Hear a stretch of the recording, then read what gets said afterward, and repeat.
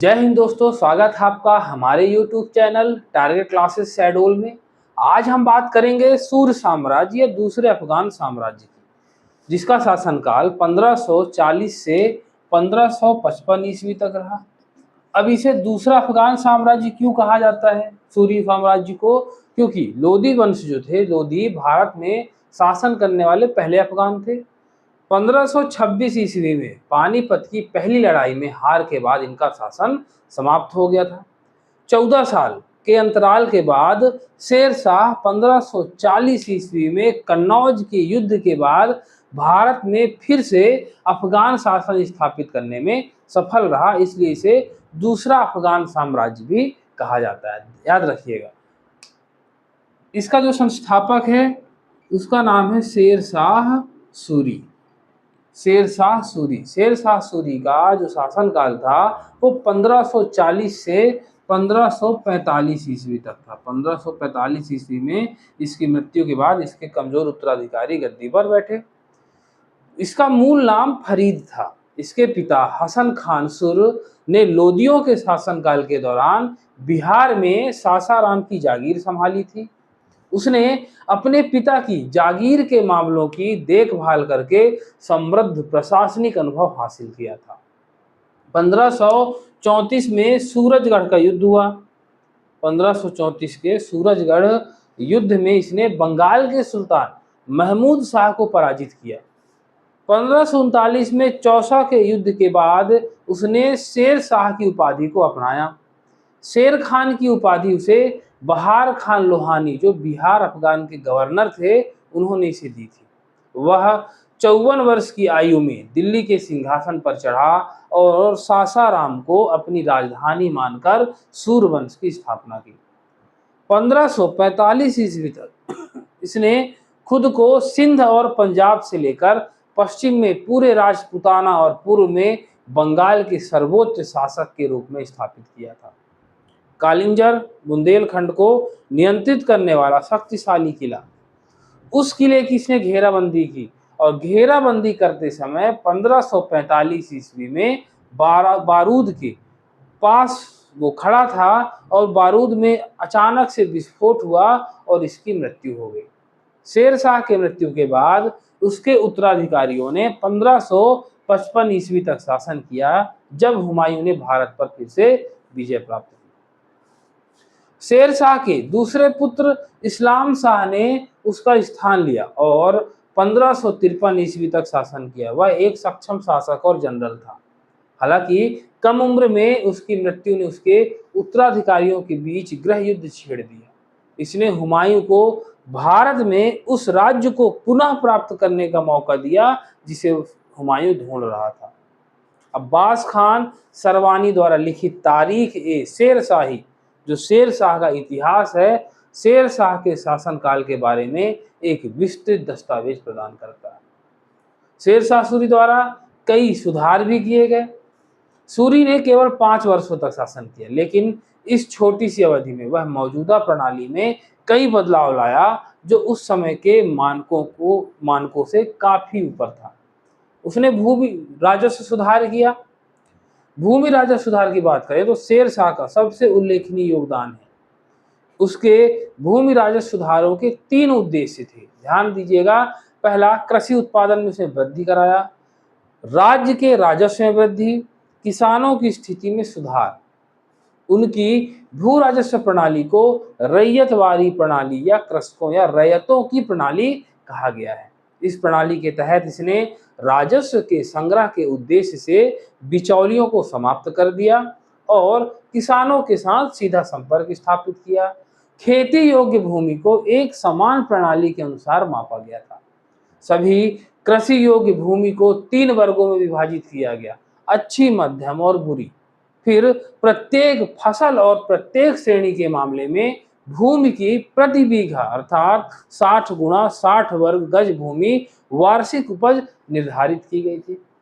प्रत्येक किसान को राज्य से एक पट्टा अर्थात शीर्षक विलेख प्राप्त हुआ, जिसमें राज्य की मांग को निर्दिष्ट किया गया था, जो कि भुगतान करने के लिए आवश्यक राजस्व था। बदले में उन्हें एक काबूलियत अर्थात समझौते के विलेख पर हस्ताक्षर करना था, जो उल्लिखित राजस्व की राशि का भुगतान करने के लिए अपनी सहमति का संकेत था।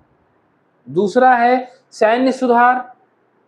इसने सैनिकों की आपूर्ति के लिए जागीरदारों पर निर्भरता नहीं रखी। वह सैनिकों की आपूर्ति के लिए जागीरदारों पर निर्भर नहीं था। उसने सीधे सैनिकों की भर्ती की और उन्हें अपने प्रति वफादार बनाया। उन्हें वर्णात्मक पहचान दी। सैनिकों और घोड़ों की आकृतियों को बढ़ाने में सेना में होने वाली धोखाधड़ी के कार्यों की जांच के लिए शेरशाह ने सैनिकों के विवरण अर्थात हुलिया और घोड़ों की निशानी अर्थात दाग को बनाए रखने की प्रथाओं को अपनाया, ताकि सैन्य शक्तियों में किसी प्रकार की कोई धोखाधड़ी ना हो पाए। इसने सैनिकों को नगद भुगतान किया, जबकि अधिकांश अधिकारियों को जागीरें दी गई थी। तीसरा है नागरिक प्रशासन सुधार। शेरशाह सूरी ने अपने साम्राज्य को 47 सरकारों या जिलों में विभाजित किया और प्रत्येक सरकार को के आगे कई परगना में विभाजित किया। सरकार और परगना के प्रशासन की एक विशेष विशेषता यह थी कि उन्होंने विद्रोहों के खिलाफ निवारक के रूप में सरकार की एक द्विशासन प्रणाली शुरू की। विद्रोह आमतौर पर हुए क्योंकि स्थानीय सेना और वित्त पर नियंत्रण एक ही व्यक्ति में निहित था। इसलिए शेरशाह ने समान रैंक के 2 व्यक्तियों को नियुक्त किया, एक सैन्य कार्यों का और दूसरा वित्त का प्रभारी। दोनों ने एक दूसरे पर रोक लगाने का भी काम किया। चौथा है न्यायिक सुधार। शेरशाह सूरी ने न्यायिक मामलों की सुनवाई के लिए काजी और मीर आदिल को नियुक्त किया। सिविल और आपराधिक मामलों के लिए अलग नियम संग्रह स्थापित हुआ। नागरिक मामलों में हिंदू कानून हिंदू पर लागू किए गए थे और इस्लामी कानून मुसलमानों पर लागू किए गए थे। लेकिन आपराधिक मामलों में सभी के लिए एक समान इस्लामी कानून लागू किया गया था। सजा गंभीर थी। सजा का उद्देश्य अपराधी को सुधारना नहीं बल्कि दूसरों के लिए उदाहरण स्थापित करना था। पांचवा है मुद्रा सुधार। जब शेरशाह सूरी दिल्ली की गद्दी पर बैठा था, उस समय विभिन्न प्रकार की मिश्रित मुद्राएं प्रचलन में थी।